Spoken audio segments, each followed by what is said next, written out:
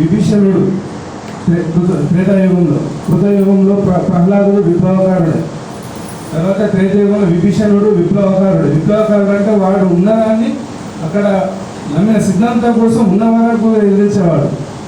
అయితే విప్లవకారులు మళ్ళీ పాండవులే. తర్వాత కలియుగంలో భక్త రామదాస్ కానీ, అన్నమాచార్యుల వారు కానీ, లేకుంటే భక్త తుకారాం, వాళ్ళు నమ్మిన సిద్ధాంతం కోసం ఎదిరించేవారు విప్లవం. కానీ మన ప్రస్తుత సమాజంలో మనం నిన్న ఒకటి గెలిచేసినాం, బయట దొంగలు గెలిచేసినాం, ఇంటి దొంగలు ఉన్నారు. పేరుకు కమ్యూనిస్టులు విప్లవకారులను చెప్పుకుంటూ వాళ్ళ పేరు రామేశ్వరరావు ఉంటుంది, శంకరాచార్యులు ఉంటుంది, కానీ వాటి తిట్టేది మాత్రం హిందూ ధర్మంలోనే హిందుత్వాన్ని తిరుగుతూ ఉంటుంది. మనకి ఏ ధర్మంలో, ఏ మతంలో, ఏ వర్గంలో కూడా తప్పులు కనిపించదు. కేవలం హిందుత్వంలో ఉన్న పనికిరాని వాదనలతో ఏదో రాజ్యాంగం చేయడానికి, వాటిని సొంత పేరు తెచ్చుకోవడానికి మన ధర్మంలో ఉంటూ రాజ్యాంగపరంగా మన ఫలాలనే తింటూ వాడు మన ధర్మంలో ఇంటి ఆచరిస్తాడు. మళ్ళీ దొంగలు ఉంటే, వ్రతాలు ఉంటే, పుణ్యక్షేత్రాలు తిరుగుతాడు కానీ పేరు కోసం తిరుగుతూ ఉంటాడు. ఇప్పుడు మాది చేయవలసిన వాళ్ళ మీద నా వరకు నేను చేశాను.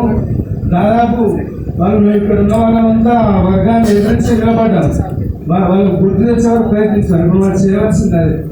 అందుకే మనం చేయవలసింది అంటే ఇప్పుడు మన జాతీయ సాహిత్య పరిషత్ పెద్దలందరికీ చెప్పేది ఏంటంటే, మనలో ఉండుకుంటూ మనల్ని నిందించేవారిని భయపడవలసిన అవసరం ఉంది. ధన్యవాదాలు. పెద్దలందరికీ నమస్కారం.